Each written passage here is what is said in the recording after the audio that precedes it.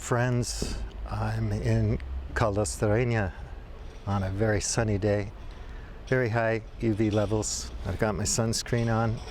I'm riding my push bike because my electric bike is in getting some service.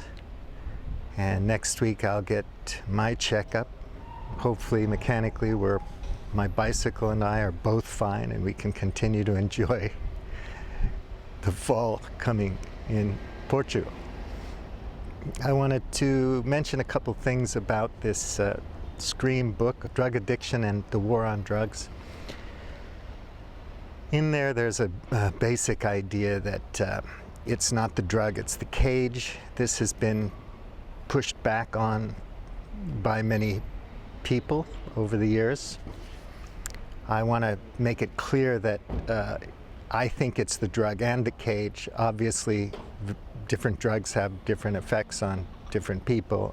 Some are more addictive than others. It's not just the cage.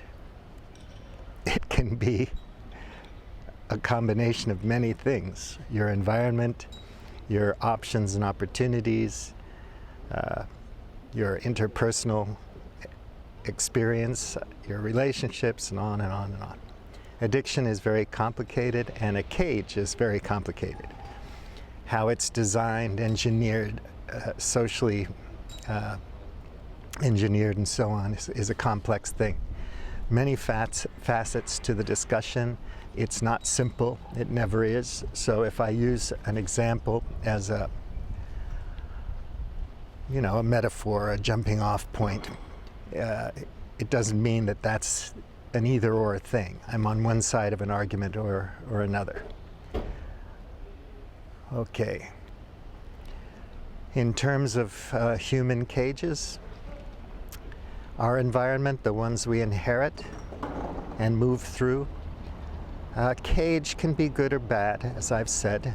It can be well designed or poorly designed. It can be a good environment or a bad environment. The difference is that people who are stuck in cages have fewer choices and options than people in bubbles. They generally have a more simplistic outlook on life. They could be happy or sad. They could, that doesn't matter. It's just a factor of options and thinking style. Jordon was saying, in order to have sovereignty, what you need is to be discerning, make good choices, and then take responsibility for your choices, which is a good thing, obviously. But not everyone has the ability to think through things to be able to make good choices. And many people have many fewer options in terms of their choices. Now, it's easy to look at a Samsung phone and decide how much money you want to pay and what features you want to pay for. But choices in life are a lot deeper than that, and many things affect our choices, influence our choices. Interpersonal things, relationships, environmental things, opportunities, structural things in our society, and so on. If you say you're coming at something from a slightly structuralist point of view, it doesn't make you a postmodernist or something like that. It just means you're looking at the structure of a thing. That's all. And I look at many facets of an issue because I want to understand them from different points of view. John Verveaky was talking about thinking out of the box, and basically, we have to learn how to reframe things, change our perspectives, look from other people's point of view, and so on, to be able to have an accurate, more profound understanding of our situation.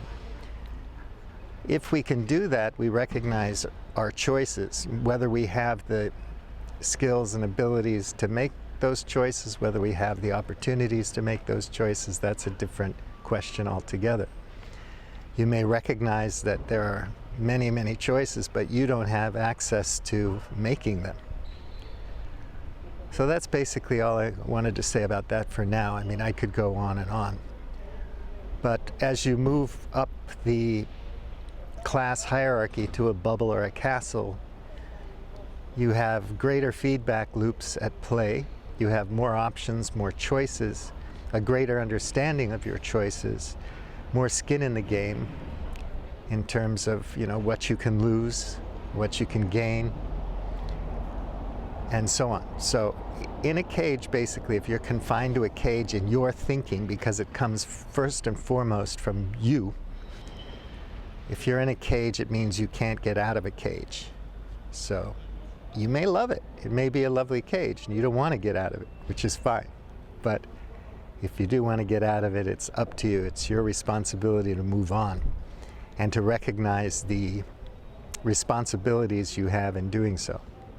Okay, that's it for now. I'll continue to enjoy the day. I want you to as well.